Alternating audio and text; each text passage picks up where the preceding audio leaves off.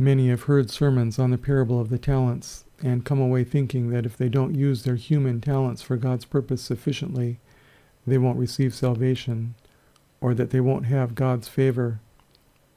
But talents as used in the parable are not human talents as we tend to think of them in English.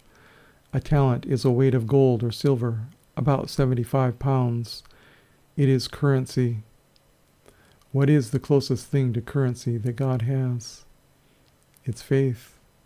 Faith in Jesus, the gospel, how Jesus died for our sins, was buried, and rose again after 3 days.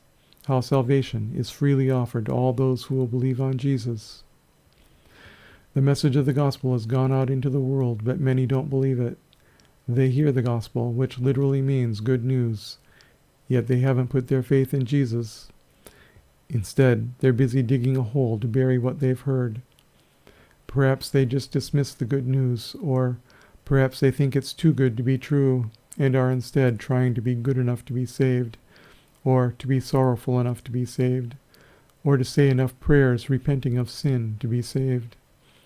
Anything except the one thing that's required of them, faith in Jesus, in His finished work on the cross for them.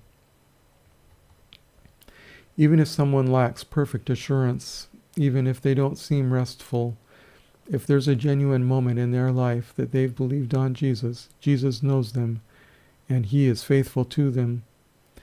Even if it seems they've given their faith to the moneylenders, or put their faith in the bank, so to speak, better to have one moment of sincere faith than to live a life full of misplaced religious fervor and carnal attempts at righteousness.